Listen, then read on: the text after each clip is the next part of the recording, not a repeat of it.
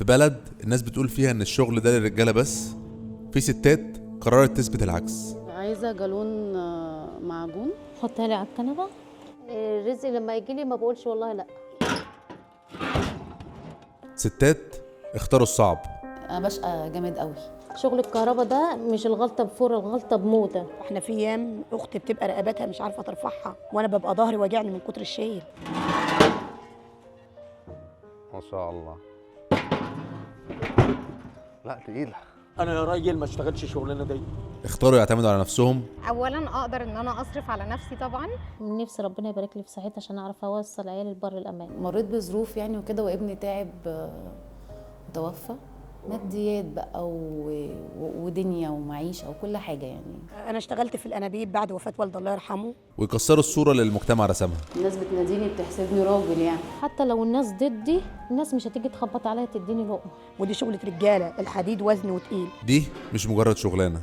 عارف انت بتتعب في شغلانه قوي جسمك كله بيتحرك فيها. من انا بشتغل يعني ما بعملش حاجه عيب ولا حاجه تعرني ولا تعري ولادي. دي حكايه كفاح. فاضطريت ان انا اشتغل في الانابيب واشتغل في الفلاحه. وانت اصلا 24 ساعه واقف ما فيهاش قاعده. انا شغاله زي الراجل. وعزه نفس. من هنا قررت ان انا ما همدش ايدي لحد. يعني ان ما كانش في دخل وعايزه في نفس الوقت اتعلم وفي نفس الوقت اشتغل. بتحبي شغل ماما؟ بحس بنظره فخر خاصه في عينين الستات لما بتشوفني موصله له الاوردر. وقوه حقيقيه. انا بشتغل بعرق جبيلي. كان قرش الانابيب وهو جاي بعرقي والله حسيت بالبركه فيه. انا شربات عبد الوهاب عبد المقصود، هنا من قريه السعديين تبع مركز منيا القمح شرقيه. انا هدى وجدي، بشتغل نقاشه ومعروفه باللوسته المقيات. انا اسمي نوره، شهرتي باللوسته ام فارس. انا شغاله في مجال الكهرباء بقالي 7 سنين. انا اسمي بسمه محمد صالح، عندي 35 سنه، وانا شغاله دليفري في طلبات على سكوتر. الاستاذ شربات. في الشارع ده الجراج المقفول ده كده يمين في الوش. في الوش. اتفضلوا يا قوي. شكرا. كده. السلام عليكم. ازي حضرتك؟ ايه الاخبار؟ ربنا يخليك والله تسلم. احنا 9 بنات كلهم متجوزين، ما فيش الا احنا اخر بنتين انا واختي الصغيره، فكانوا اتجوزوا في حياه والدي الله يرحمه. اما احنا بقى اللي كنا يعني توفى وسابنا صغيرين. انا لسه صغيره في الاعداد ولسه صباح اختي لسه صغيره. انا اشتغلت في الانابيب بعد وفاه والدي الله يرحمه، لان ما كانش في دخل وعايزه في نفس الوقت اتعلم وفي نفس الوقت اشتغل، لان ما كانش لنا مصدر دخل، فهنكمل حياتنا منين؟ واخواتي كلهم بنات ومتجوزين.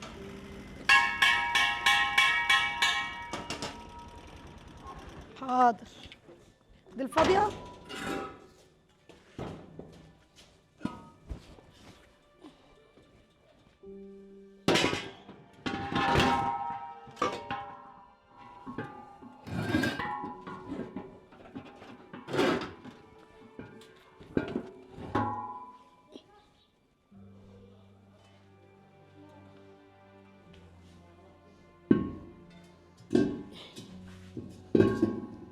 لو مش معاكي دلوقتي امشي.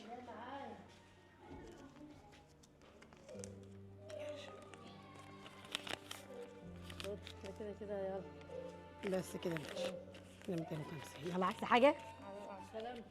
فاضطريت ان انا اشتغل في الانابيب واشتغل في الفلاحه، وبقيت اشتغل واتعب، وربنا كرمني في الدراسه بتاعتي طلعت من الاوائل، جايبه تقديري جيد جدا مع مرتبه الشرف، دراسات اسلاميه وعربيه، ازهر، وكملت شغلي واشتغلت في الازهر معلم مواد شرعيه. مفيش حاجه تاني؟ لا. مفيش حاجه تاني؟ انواع الكلمه. فجيت ربنا كرمني الحمد لله، جوزت صباح اختي الاول، كانت امنيه حياتي ان انا اجوزها الاول، فجوزتها بس الجيزه بتاعتها الحمد لله يعني ما كانش لها نصيب، اتطلقت وهي حامل في ابنها. جينا بعد من كده انا بقى لما جيت كملت في شغلي في الانابيب وكملت، جيت اتجوزت برضو، جهزت نفسي والحمد لله وكملت. الزيجه بتاعتي برضو نفس النظام، ما كانش في نصيب بسبب الخلفه، فقلت ده كل شيء نصيب. مكافحين هي واخواتها، دي شغلانتهم. الاول كانت بتمشي بعربيه كارو هندسه، يعني هي كانت الاول بتسرح بعربيه كارو بحمار وتحط انابيب. انا يا راجل ما اشتغلش الشغلانه دي، يعني اشيل وانزل هندسه. ايوه شغلانه صعبه بالنسبه معلش لاي راجل برضه، ما انت عاوز تحط على كتفك وتنزل وتحمل عربيه وتطلع. التروسيكل حبيت ازود الدخل بتاعي، كان في مشاكل في الانابيب. الشخص اللي كان ماسك المخزن كان دايما متعسف معانا وله اساليب مش كويسه. طب اتصرف ازاي؟ ما كانش قدامنا غير ان انا نجيب تروسيكل، جبناه بالقسط، بقيت انا اللي اركبه. ده سبب ركوبي ان انا ركبت التروسيكل. بقيت اجيب لنفسي من المخزن، اجيب لاختي ادي لها على العربيه الكر، هي تلف بالعربيه الكر وتسرح بيها. يعني انت واختك شغالين في الانابيب مع بعض. دي صباح اختي الصغيره، دي اللي انا اشتغلت وجوزتها ومعاها ابنها يوسف، الله يعينها ويرزقها ويديها العافيه. هي بقت تلف بالعربيه الكر وتلف بالانبوبه كده وتشيل على دماغها وتطلع الشقق وتسد معايا. جانا بعد من كده التروسيكل بقيت انا اجيب بيه، اللي بقيت اسوق انا. مين اللي هيسوق؟ ما عندناش صبيان، احنا 9 بنات وما فيش صبيان، وانا وهي بقى حريم، فاضطريت ان انا اسوق. هي جت تسوق في الاول لقيتها مش عارفه تسوق، خفت عليها، فبقيت اسوق انا، اروح المخزن اجيب الانابيب، اجيب لها العربيه، واجي بعد من كده اجيب الانابيب بدري، اقوم من الفجر احول الانابيب بدري على الساعه 8 اكون مخلصه، امشي على شغلي تكون هي لفت وخلصت الانابيب، اضطر اركن الانابيب. اشتغلت العصر تاني اكمل العصر، او ان كان لقمتنا بنعملها، وتاني يوم برضه اقوم من الفجر. دايما احنا على طول من قبل الفجر بساعه، الفجر ده قوامنا كده على طول. يعني حضرتك بتشتغل الصبح في المدرسه وبعد الظهر بشتغل الصبح في المدرسه حصصي جدول، واجي اكمل ان كان في شغل في الانابيب مثلا ضغط كتير، اضطر ان انا اروح عامله تاني دور، واجي في الفجر اكمل تاني برضه. الانابيب دي مليانه؟ الانابيب دي فيها مليان وفيها فاضي. انت عارفه ان فيهم المليان؟ بتشيلي بقى المليان ازاي؟ بشدها من على التروسيكل واشيلها على دماغي. وريني كده.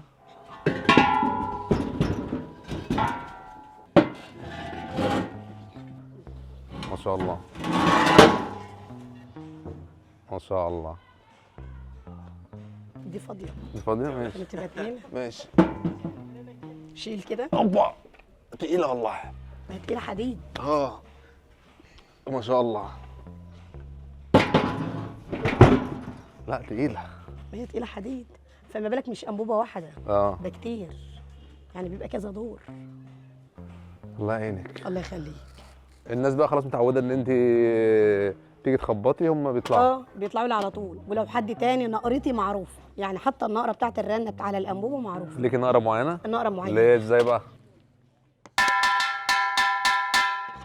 دي كلمه معينه ولا ايه في دماغك؟ ايه؟ تحيه. ده بقى سؤال الحلقه، لو عرفتوا ايه الكلمه اكتبوا لنا في الكومنت. في كذا تاجر في البلد، بس معامله الناس لينا وحبهم لينا حببنا في الشغلانه، حسينا لينا اهل، يعني احنا كنا غلابه في حالنا زي ما حضرتك شايف كده، بس حسينا بسؤال الناس علينا ان لينا اهل، لينا عزوه، اهل البلد. ده كله عوضنا حاجات كتيره. كنت عايزه جالون ربع لمعه اللي هو الجيليتكس 15000.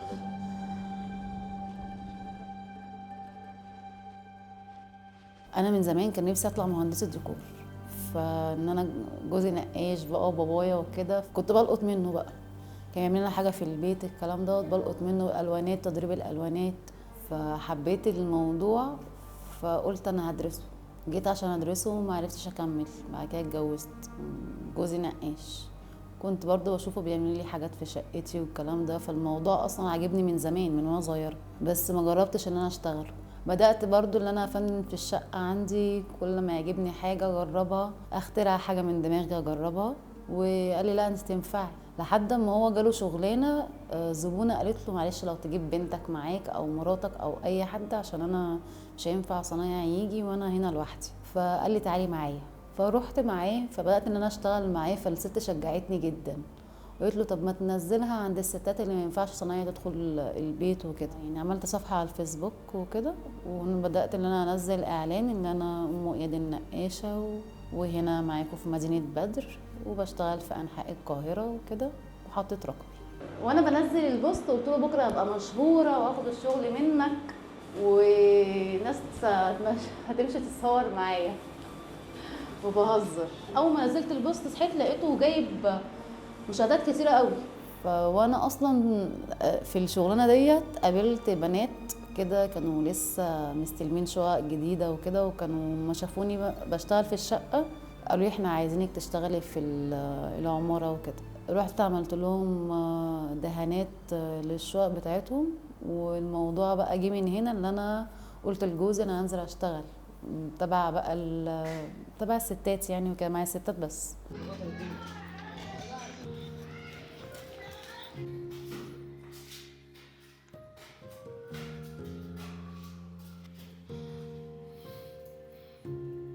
بالك قد ايه بتشتغلي الشغلانه دي؟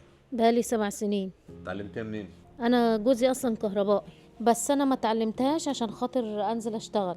بص، انا الاول في بدايه جوازي ربنا ما رزقنيش باطفال، كان زوجي واخد كذا شقه بيعملها كهرباء، فكنت انزل معاه اسحب معاه سلك، اشوف السلك ده رايح فين. فجي في مره قال لي ما تيجي تتعلمي الشغله تنفعك.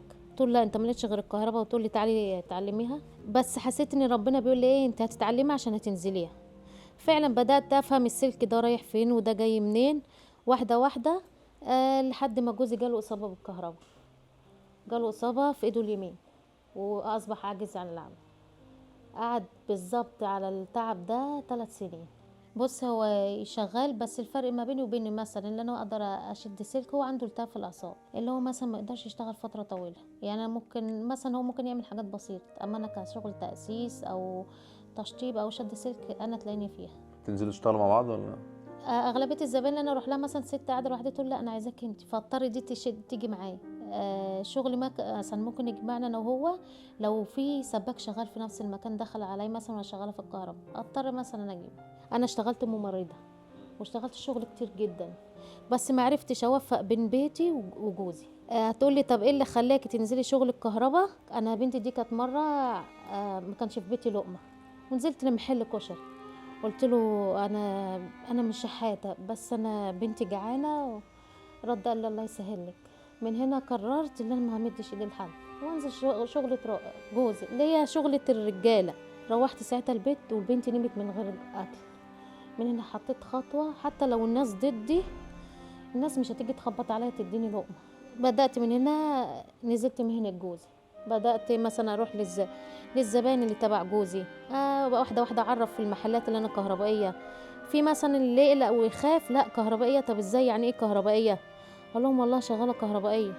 بس واحده واحده مع شغلي ومع صفحتي بدات انزل انا شغاله اهو يا جماعه، انا شغاله بالهيلت والصاروخ، انا شغاله زي الراجل في المعمار. لقيت بقى اللي ضدي ولقيت اللي معايا، الحمد لله قدرت اقف على رجلي واكمل. هاتي يا ريتاج مفك التيست، هاتي شريط اللحام يا ريتاج. استني يا ريتاج بس، انت سيبي الهيلتي انا مش هحتاجه دلوقتي، ماشي؟ ايه اكتر حاجه بتحبيها في الشغل بقى مع ماما؟ اي حاجه. كل حاجه؟ تعملي ايه اكتر حاجه؟ بدور لها المفك الزراطيه. بتحبي شغل ماما؟ ايوه. يعني بتروحي معاها كل قد ايه؟ كتير. انت عارفه ده ايه؟ ده شنور. تقيل عليه كده؟ لا. مش تقيل؟ ما شاء الله، بطل. ده اختراع ريتاج. كل شويه تقولي انت بتديني مفك حطيها في الطرحه كده. ريتاج بتطلع معاكي في الشغل كتير؟ ايوه، هي النهارده راحت المدرسه الساعه 6 الصبح، المفروض انا بقول لها خليكي نايمه ولما ارجع هحاسبك، يعني تحبي تشتغل معايا يوميا؟ تقول لي لا انا هنزل معاكي الشغل. قلت لها هتنامي انت صاحيه من الساعه 6. تقول لي لا انا هاجي بقى اشتغل معاكي. انت بتديها يوميا يعني؟ اه. تحب تشتغل معاكي؟ جدا، وما تاخدش مصروفها لو ما نزلتش شغل. تقول لي اما انزل اشتغل يبقى اديني انت مصروف. بتتعلم منك كتير، بس انا مش حابه تشتغل في المهنه دي. يعني انا من كام يوم بقى قاعده اذاكر لها، لقيت في المقلمه بتاعتها واخده شريط لحام ومفك تيست وقصافه، فبقول لها اقنعيني اللي انت واخده الحاجات دي معاكي ليه؟ تقول لي عشان لو حصل عطل في المدرسه هتصرف. ريتاج عندها قد ايه؟ عندها 6 سنين ونص. وعندك اولاد غيرها؟ معايا فيروز عندها 2 سنين، ومعايا فارس عنده 5 سنين. ما شاء الله. بس دي اللي حابه الشغل وحابه الدنيا كده. انت بقى بتصوري فيديوهات وكده، مين اللي بيصورك؟ ريتاج. لما بتروح معاكي بتصورك؟ اه. بتحبي تصوري يا ريتاج؟ يا رب يزرقك النور. ربنا يخليك يا حبيبتي.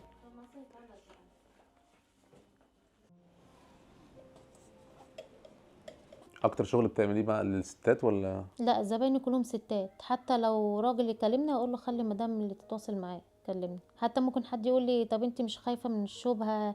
اكيد انت بتخشي شقه بتاسسيها بيبقى معاكي سباك. الشغل اللي بيبقى متواجد فيه سباك زوجي بيبقى معايا. لو حتى راجل كلمني بيقول لي مراتي هتبقى موجوده في البيت، فانا مش هبقى موجوده، بيتفق معايا على كل حاجه، لان هو بيبقى ملزوم اللي هو يدفع وكده، وهي بتختار. تقول لي انا عايزه اعمل ديت اللون دوت، عايزه اعمل الجنب ده كذا. فكره ان انت واحده بنت فبيبقى اكتر البنات اللي بيكلموكي. هو انا شغلي كله تقريبا مع الستات، مش شرط بقى جوزها هو اللي ممكن يكلمني، والدها هي ساعات بتكلمني، بس بيبقى موجود ست في البيت. لما بيبقى شغل مثلا زي عمارة مثلا او موقع وكده وبمسكه، بيبقى معايا صناعية طبعا هي اللي بتشتغل، وانا برضو زوجي شغال في نفس المجال، فلما بقى شغلي فيه رجالة هو بيروح مكاني يعني.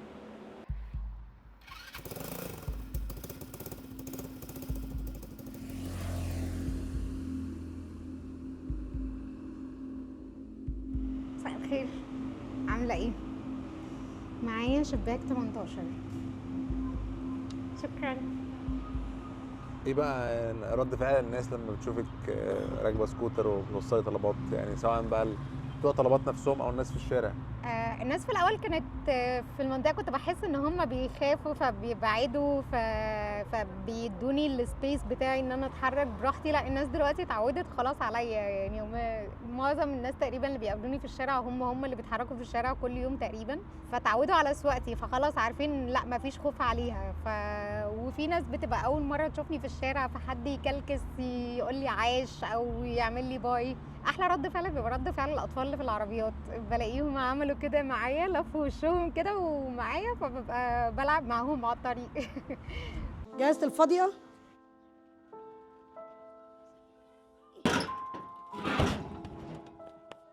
طب ما فكرتش مثلا بشتغل مدرسه، فايه اللي يخليني اشتغل في الانابيب، او مثلا الناس هتبص لي ازاي الكلام ده؟ ما لا، احنا هنا بلدنا هنا احنا بلد ارياف، يعني ناس متفهمين الوضع، خصوصا ان انا متربيه معاهم من صغري، فعارفيني وعارفين ظروفي وعارفين ان انا متعلمه. وحتى الاولاد معانا اللي انا مثلا يعني اللي بنبيع لهم انابيب، اولادهم معايا في المدرسه، وهنا كلهم بيدعوا لنا الله يعينكم بالاعانه والمساعده، ولو عايزين حاجه ما حدش بيتاخر عننا في حاجه. اما بره بقى يعني ركوب التروسيكل بره على الطريق العام بقى، فاللي جاي مثلا رايح القاهره، اللي رايح محافظه تانية، رايح طريق تاني، اللي ما يعرفناش، دي كانت بالنسبه له بتبقى استغراب، اندهاش ان الست راكبه تروسيكل. فحتى الاولاد يا ابله شربات يقابلوني، السلام عليكم يا ابله شربات، اضحك في وشهم، لان بقابل الموضوع بابتسامه. الابتسامه دي مريحاني من حاجات كتيره. الناس بتستغرب ان انت بنت كتير جدا، يعني ساعات ببقى لابسه لبس الشغل وفي الشارع الناس بتناديني بتحسبني راجل يعني، بس ببقى لابسه بقى كاب وكده بيحسبوني ان انا راجل. انا كده بقول معلش لا مؤاخذه، علشان مفيش حد في المجال ده كتير من الستات. في ناس ممكن تكون اول مره تشوف ست بتشتغل في المهنه ديت. الناس كتير بقى تقول لي ايه اللي انت عملتيه في نفسك دوت، ما يديش الا الشغلانه ديت. بقول لهم بحبها يعني، بابايا يشتغل نفس الشغلانه وعمي وجوزي، فتربيت عليها يعني. كتير يقول لي لما الست تشتغل الشغله دي يبقى الرجاله تروح تطبخ، فدايما انا ارد اقول انا بشتغل بعرق جبيني، يعني رزقك انت مكتوب لك وانا رزقي مكتوب، بس احنا نسعى. انا عمري نزولي في الشغل في وسط معمار ما هياخد رزقك، فانا بسعى لرقمة عيش. الاحسن ان انت تبقى شايف اختك يا سمح الله تعمل حاجه غلط، ولا انا انزل اشتغل حتى لو مهنه رجاله زي ما انت بتقول. وبين قوسين انا شغلانتي ما اخترتهاش زي ما بيقولوا كده، نصيب وحصل والظروف خلتني اشتغل شغلانتي. فقال لي كلمه بس مش محتاجه حاجه غير كلمه الله يقويكي ويرزقك برزق ولادي مش اكتر. يعني لو وريتك رساله واحد كاتب بيقول لي انت تفتكري ان بنتك ولا عيالك هتبقى قدوه ليهم لما يكبروا؟ انت مش مكسوفه من صورك اللي على النت؟ من انا بشتغل يعني ما بعملش حاجه عيب ولا حاجه تعريني ولا تعري ولادي. شايفه ان الشغلانه دي سهله للستات ولا شغلانه صعبه؟ هي مش سهله لاي حد بصراحه، ولا الستات ولا الرجاله، لان اولا انت السخيف فيها ان انت لو اضطريت ان انت ما تشتغلش مثلا كام يوم انت مش هيبقى عندك دخل، لان انت بتتحاسب بالاوردر اللي بتوصله، مش بتتحاسب سالري او ساعه. السخيف برضو فيها ان اي حد معرض ان لا قدر الله في اي لحظه حد يكسر عليه او يحصل اي حاجه فيعمل حادثه، فهي مش سهله لاي حد. فاحنا بنعمل اللي علينا، بنتوكل على الله وبناخد بالنا بس.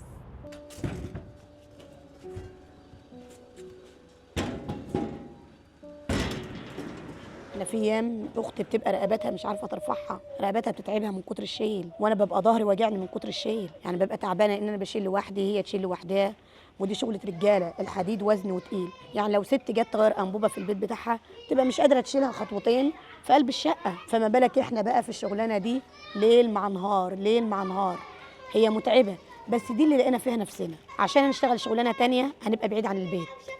طبعا انا موظفه، ما ينفعش ان انا اشتغل شغلانه تانية، ولو اشتغلت اخر النهار هشتغل فين؟ هيبقى قدام مني لليل وابقى بره البيت، واحنا ارياف، خروج الست من بره وتيجي متاخره برضه بتبقى نظره المجتمع عليها مش قد كده. ايوه. فدايما نيجي المغرب نقفل بابنا على نفسنا. حريم بقى. يعني ليه الشغلانه دي بالنسبه لك مرهقه مثلا؟ هي جسمك كله بيتحرك فيها، ودماغك لازم تبقى مركز جدا، اعصابك كلها رولة، كتافك بتوجعك، سحب السكينه ايدك بتقف، وانت اصلا 24 ساعه واقف ما فيهاش قاعده.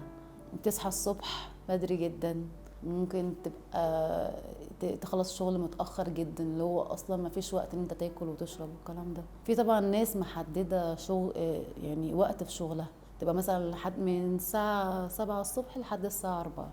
انا ما بحددش وقت، رحت الشغلانه ديت اللي ربنا بيقدرني عليه ان انا اخلصه النهارده بخلصه، ممكن تاني يوم عادي اكمل الباقي. في حاجات طبعا بنستناها تنشف، وفي حاجات اصلا بتنشف في 10 دقايق. سواء اصعب حاجه برضو بتواجهني في الشغل المواصلات. في شغل ممكن ما بقاش معايا سلم واحد، ممكن اجيب مثلا سقاله والكلام دوت، فالموضوع بيبقى صعب جدا. لو طلبت اوبر مش كل الاوبر اللي ممكن تقبل ان انا احط الحاجات ديت فوق العربيه على الشبكه. ايه اصعب حاجه بتشوفيها في الشغلانه؟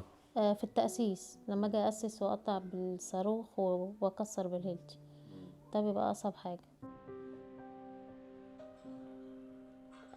انت بتعملي كل حاجه في الكهرباء ولا في حاجات معينه ما بتعملهاش؟ لا، انا بعمل كل شغل الالف للياء، ما عدا الشغل الليد البروفايل ما بعرفش مش حكايه ما بعرفش اقطع فيه، عشان عامله شريانين في القلب فما بقدرش اشتغل فيه.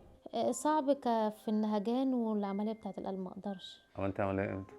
انا عاملاها داخله على 5 سنين، فممكن حتى ساعه التكسير او تلاقي النهجاني بالصوت جامد، بس هو المفروض الدكتور مانع عني اصلا التراب والعفره، بس ده شغلي. ممكن بس ابعد عن الليد البروفايل ده عشان تكسيره اكتر وعفرته اكتر كمان. حصل معاكي قبل كده موقف في الكهرباء اتكهربتي مثلا او حاجه؟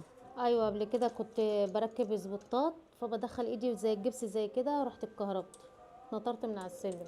يعني الشغلانه فيها مخاطر ها؟ جدا. ده انا دايما اقول ان الكهرباء، شغل الكهرباء ده مش الغلطه بفور، الغلطه بموتة.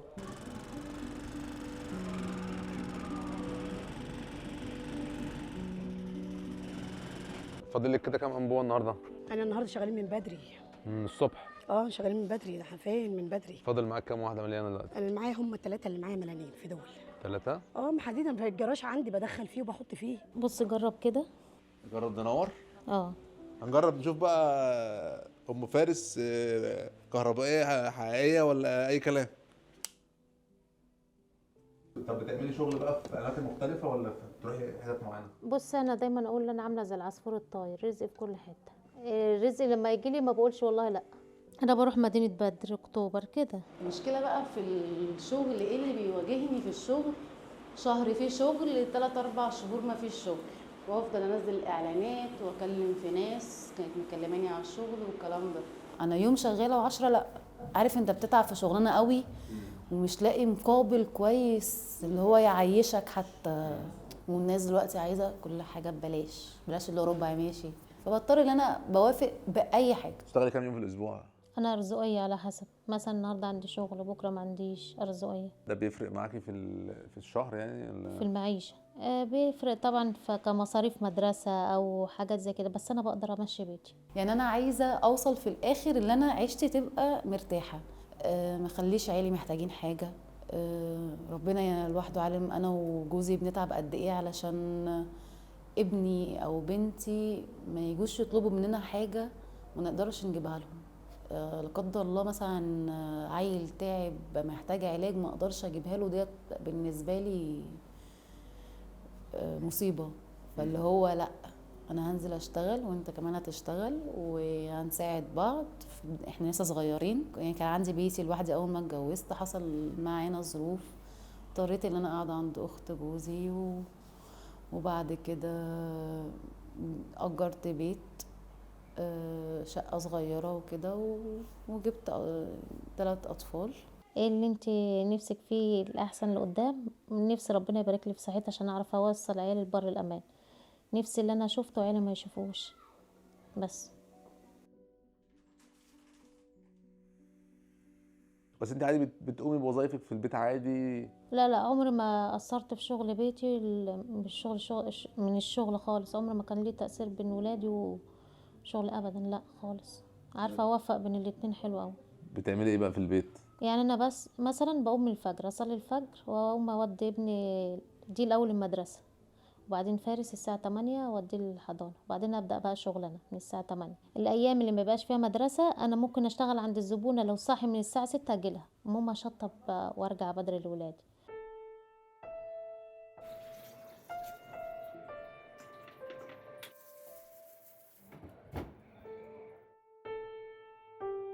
ده حمزة ابني الكبير عنده 8 سنين، وديت سلا عندها 7 سنين بنتي، وإياد عنده 6 سنين. دول كل حياتي. وانا ايام الاجازه بتاعتي هو يوم الجمعه.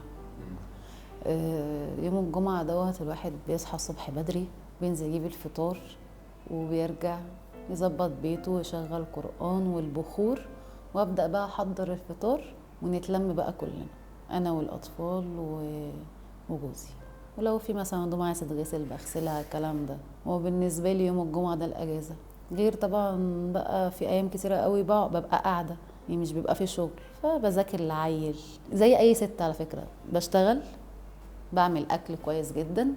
انا جوزي ما بيعرفش ياكل اصلا من ايد حد غيري. بيتي بنضفه، بغسل هدمه العيال، كل دوت بعمله.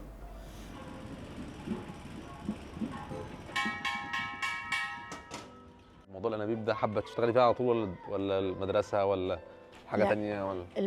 المدرسه ده شغل طبيعي، لان دي رساله بأديها، بس طبعا مش اليوم كله بيبقى دراسه. فانا عشان ادي دروس، يعني الدروس ناس كتير اتحايلت عليا في الدروس، وناس كتير قالت لي عايزين دروس. مفيش دروس؟ لا، لان الدروس يعني ما اكدبش عليك بستحرم قرشها. شايفه ان هي مش صح؟ في ناس بتبقى تعبانه في القرش، وفي ناس بتبقى يعني ايه، بص مجرد ان ابنها خد الدرس خلاص ابنها يطلع من الاوائل، وتيجي تتفاجئ بقى في الاعداديه في الثانويه تلاقي ما فيش مجاميع. يعني انت ضد موضوع الدروس الخصوصيه؟ لا، ضده تماما. بس خلينا نقول ان انت لو كنت بتدي دروس خصوصيه كان ممكن ما تحتاجيش انت تبيع انابيب. ما كنتش احتاج، وكانت حياتي هتبقى احلى من كده بكتير، وكانت المعيشه معايا يعني الظروف الاجتماعيه بتاعتي والحاله الاقتصاديه هتتحسن احسن واحسن. بس انا ربك بجد والله، يعني انا مثلا اشتغلت شويه في الدروس، بس تحس ان قرشها بيطير، فقلت لا، ليه دايما القرش مبسوط له؟ ليه دايما القرش بيطير؟ فتحس ان مفيش بركه. لكن قرش الانابيب وهو جايب عرقي والله حسيت بالبركه فيه، حسيت بالنعمه، حسيت بالبركه فيه، ونفسي ان ربنا يكرمني ان شاء الله ومشروع يكبر، يعني بدل التروسيكل يبقى عربيه. خدتها تحدي ان زي ما هي اللي مثلا كانت سبب في شقائي وتعبي، هي برضو السبب انها ترفعني لفوق. الشغلانه دي عايز تعملي الشغلانه دي على طول ولا في حاجه تانية نفسك تعمليها؟ انا اول حاجه انا حابه شغلي ده اللي انا بقالي فيه 7 سنين وده اللي انا فاهماه. ممكن تقولي طب انا هخليكي تقعدي على مكتب وما تشتغليش، خلاص خدت على الشقه والتعب. مثلا بحلم ان انا يبقى عندي موان، ده هيساعدني ان انا اللي هو الشغل يطلع من المحل بتاعي، وفي نفس الوقت اعرف استفاد منه. لو ما فيش شغل نقاشه يبقى في مصدر رزق داخلي. في رسائل كده ربنا بيبعتها لنا، احنا مش دايما بنركز فيها، فممكن تلاقي ربنا بيزقك في اتجاه معين ما تقاومش، يعني امشي فيه وشوف، بتمشي في خطوه هي بتفتح لك خطوه تانية. مش شربات وام اياد وام فارس وبسمه كلهم امثله ناجحه لستات مصريه قررت انها تتعب قوي عشان تاكل وتعيش بالحلال.